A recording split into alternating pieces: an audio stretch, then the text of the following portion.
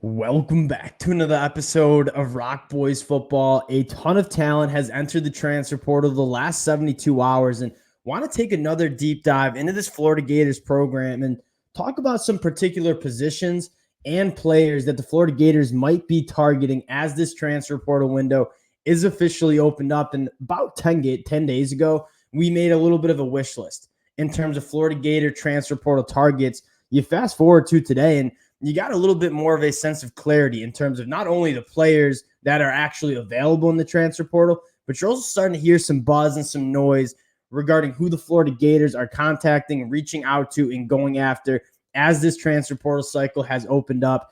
Really excited to get into this one. Before we do, just want to say thank you to you guys and a special shout out to the Florida Gator fans.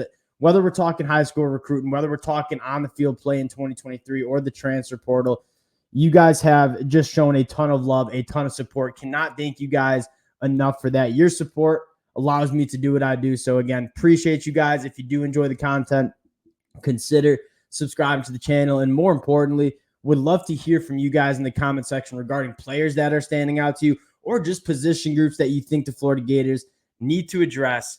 And without further ado, let's get into this one. And I think the Florida Gators are in a really good spot in terms of how they can address this transfer portal. You follow the transfer portal, and all the buzz and all the teams are focusing on getting that marquee quarterback and getting those flashy wide receivers. And you look at the Florida Gators, what is this? This leaves the door open for them to kind of get in the mud and recruit some of these offensive line targets that are good football players, but not necessarily being the main focus for other programs across the country. You look at the biggest position group the Florida Gators need to address heading into 2024, it's the offensive line. I mean, last year, you take a look, and Florida Gator fans who are watching this, I don't need to tell you guys this. If you watched on Saturdays, you know this offensive line was not good enough to win many games in the SEC. Taking a look at some of the numbers, Florida Gators offensive line allowed over 120 pressures.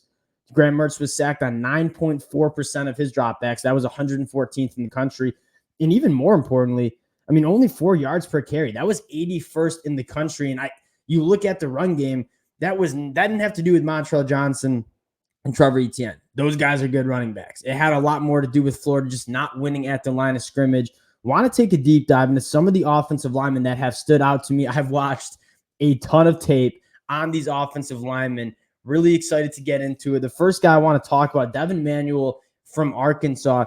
Really intriguing prospect who the Florida Gators have already offered in the transfer portal, garnering a lot of interest, right? Kentucky's offered him. Oklahoma State's offered him. The Florida Gators have offered him. And the thing I love most about Devin Manuel is he's played in the SEC. He's played at a relatively high level, and there's a lot of meat on the bone in terms of how much he can improve as he gets into this Florida Gators program.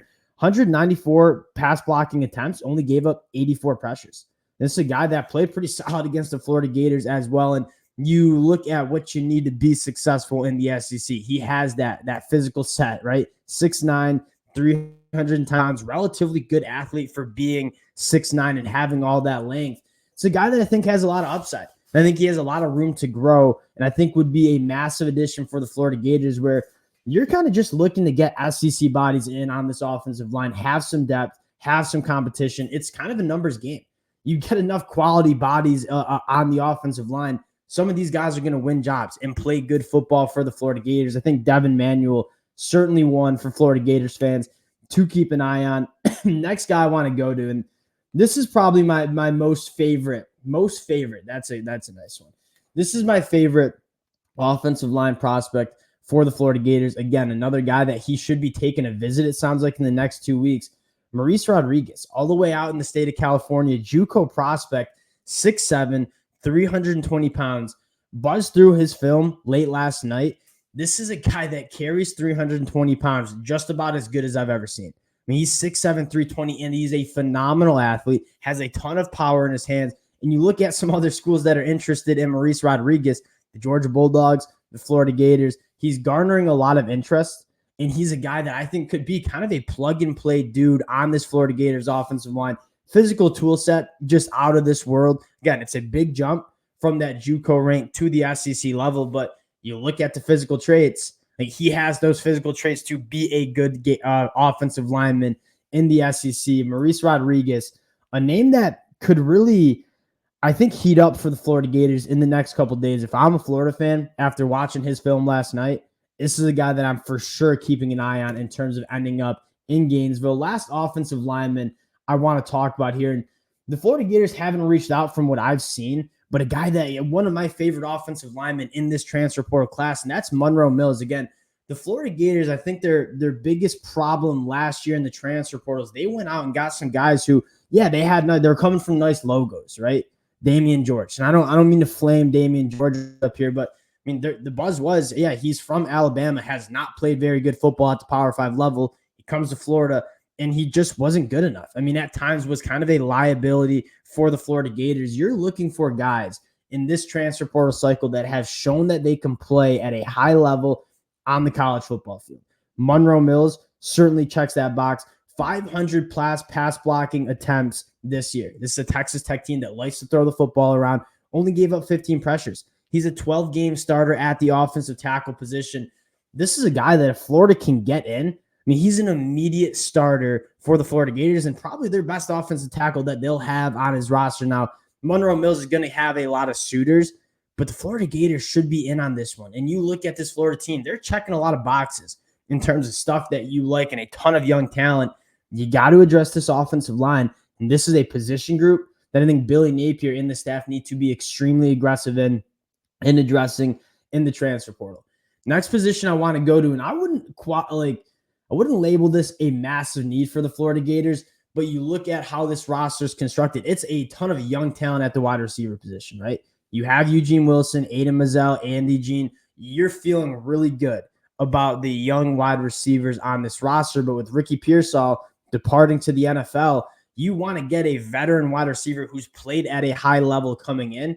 And this is not a position group where you're targeting multiple different wide receivers, but you can go out and find one guy who has been extremely productive and is going to come in and be kind of a plug-and-play veteran wide receiver. If I'm Florida, I would do that. And Will Shepard represents that kind of guy, 6'3", 200 pounds, that true boundary X receiver, extremely productive at the SEC level. The last 2 seasons in a Vanderbilt offense that flat out has stunk, Will Shepard's been awesome. I mean, over 1,400 yards, 17 touchdown catches in the last 2 seasons for Will Shepard. This is a guy that I think Eugene Wilson is your wide receiver one, your number one offensive playmaker in this Florida offense for the next couple of years. Will Shepard would kind of replace that Ricky Pearsall presence in this Florida Gators wide receiver room. I think he would make a lot of sense, and again, has done it at a high level in the SEC. Those are the type of guys the Florida Gators should be going after. Now, flipping sides of the football, again, if you address this offensive line for Florida, like this offense is going to take steps in the right direction because the skill talent around the position, really, really good. Now, on the defense, I think you got to address stopping the run. I mean, it was a disaster last year. I don't think you have the depth. I don't think you have the playmakers on the defensive line, and you have to address it. The first guy I'm going to go and take a look at, and he's taking a visit. And as a Michigan fan, I want him, but he's taking a visit to Florida Gators. Joey Slackman, coming from the University of Pennsylvania, I should say. Joey Slackman has been incredible at the Ivy League. And there's not much question about him making that jump because you look at the buzz Joey Slackman is getting. He's considered one of the top defensive linemen in the transfer portal, has offers from all sorts of Power 5 programs. And it looks like the Florida Gators have put themselves in a spot to be one of the contenders for Joey Slackman. Elite against the run. He's a former wrestler, knows how to use his hands. He's extremely athletic. He's not a nose. He's more that 3 tech, but an extremely good athlete. Again, 6'4", 300 pounds. He carries that 300 pounds extremely well. I mean, being able to go sideline to sideline, get penetration behind the line. He had 25, tackles for a loss in 28 games for Penn. Again, a big step up from the Ivy League to the SEC. Joey Slackman's a guy that I think has the traits to do it. And again, he's already put it on the field. I know it's at the Ivy League, but he has been dominant in the Ivy League for the last couple of years. This would be a massive get. Probably the number one target for the Florida Gators on the defensive side of the football. Joey Slackman, really, really like his game. Next guy I want to go to, sticking on that defensive line and sticking with that physical presence, that ability to stop the run. Jordan Gard from FIU, believe he's from Tampa, out of high school. This is a guy that, again, one of the more elite guys on the defensive line from that group of 5 level against the run. You bring him in, and I think what Florida needs to focus on is not necessarily getting like the flashy Walter Nolan. Like, yes, Walter Nolan in Gainesville would be absolutely awesome. The Florida Gators need to chop some wood and get some guys on this defensive line that are proven contributors at the college football level and build some depth and rotation in this defensive line.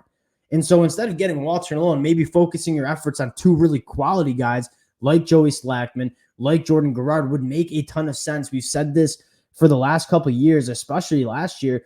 The Florida Gators need more depth in the trenches. Getting two guys who are quality pieces, I think, would make a lot more sense than going for that one guy in Walter Nolan, who, again, would change this Florida Gators defense. This is not a knock on Walter Nolan. This is more my opinion on roster construction. Go get a couple quality guys instead of that one flashy player. That's kind of where I think the Florida Gators need to focus on.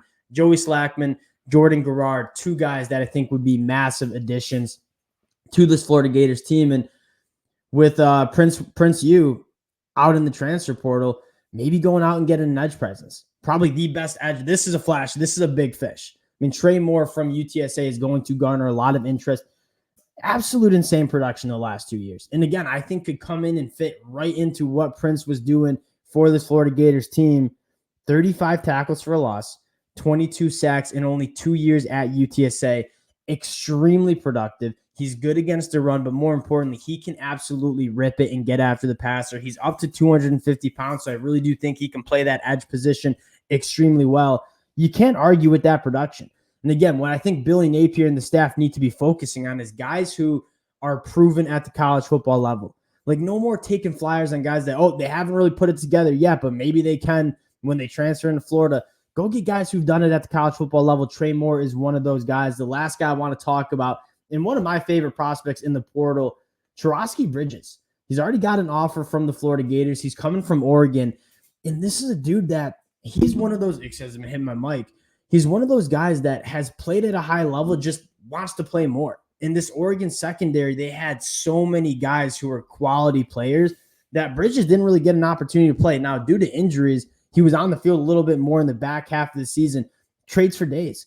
I mean, 6'3", 190 pounds. What's he listed at right now? 100, almost 200 pounds. This guy's a big dog. And he's a guy that's going to put his hands on opposing wide receivers. He's going to be physical. I think he can do a lot of different things. I think he could play safety. I think he could play cornerback. And you look at this Florida Gators roster, it sounds like it's losing some guys in that back end. Bridges is a guy that I've really liked at Oregon. Kind of was surprised that he hit the portal. I think he'd be a top target. I think Florida Gators, who've already offered him, would be a massive get in that back end. That's what I got for us right now. And again, as the days and weeks go on in this transfer portal cycle, we'll get a better feel for who the Florida Gators are going after, what position groups they are desiring. These are some of the names that I think would be massive fits for the Florida Gators. Again, appreciate you guys rocking with the boys. If you do enjoy the content, consider subscribing to the channel, and we'll talk to y'all later.